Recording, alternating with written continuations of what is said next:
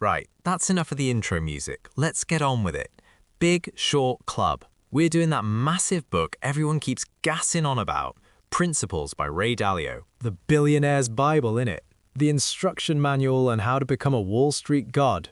Or how to start a very successful, very creepy cult. Could go either way. That's the one. So this geezer, Ray Dalio, runs the biggest hedge fund on the planet, Bridgewater. He's made a stupid amount of money, billions upon billions, and he reckons, right, he's cracked the code to life, the universe, and everything. Right, so he's written it all down in this book, all his principles. Yeah? So us normal mugs can get a piece of the action. Oh, very generous of him. So what's the main idea then? What's the big principle that's going to make me a millionaire by next Tuesday? It all boils down to this thing he bangs on about constantly. Okay. Radical truth and radical transparency. Sounds a bit intense. What does that even mean? It means you say exactly what's on your mind all the time. Okay. No filter, no trying to be nice, none of this, oh, Dave, maybe we could rethink that slide deck. It's, Dave, that slide deck is garbage and so is your haircut.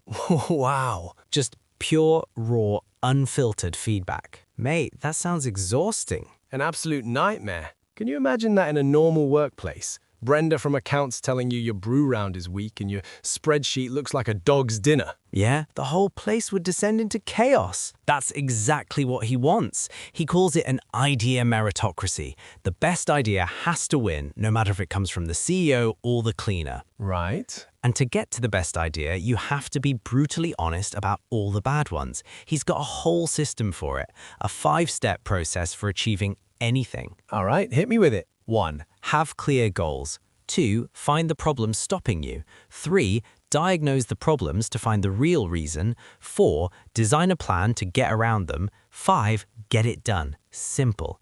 He says you've got to treat everything like a machine. Your job is a machine. Your life is a machine. Even you are a machine. Hold on. I'm a machine. So if I'm having a bad day, I'm just a faulty cog. I remember reading that bit where he says pain plus reflection equals progress. Yeah? It sounds less like a business book and more like something a robot would write. That's the whole vibe. It's all about removing messy human emotions. Right. And he's built the tech to do it. In meetings at his company, they all use an app on their phones called the Dot Collector. A what collector? The Dot Collector. While you're talking, everyone else is on their phone rating your arguments in real time. No. Giving you points. You can literally watch your believability score go up and down as you're trying to make a point. Stop it. That is savage. So you're mid-sentence fighting for your idea and you can see a little graph of your own failure happening live on a screen. Yep. That is a new level of brutal. And it gets better. All that data, all those ratings, they get fed into your permanent record. Okay. It's called a baseball card. Like a sports card. Exactly. It's a digital profile of you, like a top trumps card, but for work. It lists all your strengths and, more importantly, all your weaknesses for anyone in the company to look at any time they want. Nah, you can get lost. I'm out. That's actually mad. My baseball card would just say, strengths, a decent brew, weaknesses, prone to telling the boss his ideas are rubbish, especially when using the Dot Collector. So this is the secret sauce. This is what made him a billionaire. Well, that's the story he sells you, this perfect system of pure logic and honesty. But then you start digging into it, don't you? Right? You start reading about what radical transparency actually looks like day to day, and it's not pretty. Let me guess, it's not all happy teams and great ideas. Mate, it sounds like a horror show. Former employees talk about a culture of constant fear. Yeah? They record everything. Every meeting, every phone call, it's all taped and stored. One guy called it a surveillance ecosystem. So it's not radical transparency, it's just total surveillance. Exactly. It sounds like Big Brother, not Bridgewater. So the radical truth is just a free pass to be a bully. That's what the critics say. The book talks about public hangings. If you mess up, you get torn to shreds in front of everyone as a learning experience. Jesus! There's a story about a senior exec, a woman, who was berated in a meeting until she cried, and they sent the recording of it around the whole company. That's not a principle, that's just straight up workplace abuse. What's the justification for all that? Does it even lead to better investment returns? That's the million-dollar question, isn't it? Or $1 billion for him. Is the fund success because of this psycho culture or in spite of it? A lot of their magic is in trading algorithms no one sees. And get this, some big pension funds have actually pulled their money out because the returns were so rubbish after you paid Bridgewater's massive fees. You're kidding me. So it could all be for nothing. All that stress, all that crying in meetings for mediocre results. Yep, typical. So what about the main man himself, Dalio? Is he living by these rules? Is he getting dot collected to death? This is the best part.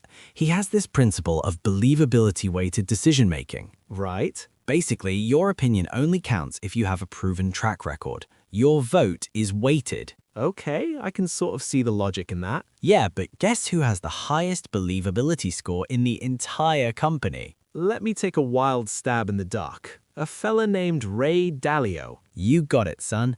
And if he ever disagrees with the idea meritocracy, he can just declare martial law and do whatever the hell he wants anyway. Of course he can. It's a dictatorship dressed up in a load of pseudo-intellectual jargon. It's genius in a cynical way. You create a system that says the best idea wins, but you make sure you're the only one who decides what's best. Right. And you heard he had an internal security team, apparently called the Politburo. You cannot make this stuff up. The Politburo, preaching about transparency while naming your secret police after the Soviet Union's top dogs. Wow. The lack of self-awareness is staggering. He's got all these dodgy mates too, proper autocrats. Right? And when an employee asked him about Vladimir Putin's war crimes, Dalio's response was supposedly, "If you're so smart, why aren't you rich?" Wow. Just wow. That one line tells you everything you need to know, doesn't it? The whole book, the whole philosophy, it's all about how to get what you want. It's a manual on being effective, Yeah. but there's not one single word in there about whether the thing you want is good or right or moral. It's a sociopath's guide to success. Exactly. It strips every last drop of humanity out of work. It's all about efficiency and outcomes. And look, to be fair, some of the basic ideas are sound. Right? Be honest, learn from your mistakes, face reality. We can all get with that. But the way he implements it, it's so extreme it becomes something else entirely. It's taking a simple good idea and turning it into a weapon to control people. Totally. So what's our final verdict? Is the book worth a read or should people just chuck it in the bin? I'd say read a summary online. Have a laugh at the ridiculous jargon like shapers and dot collectors. It's a fascinating look into the mind of a very, very rich and very, very weird man. But it is not a blueprint for a good life or a healthy company.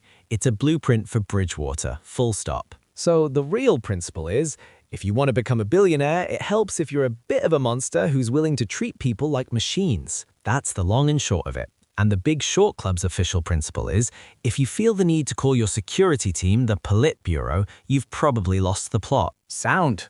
Now, here's a question we'd like you to think about. At what point does a push for high performance and radical honesty cross the line into becoming just a toxic, abusive environment? And where is that line in your own workplace? Think about it. We're out.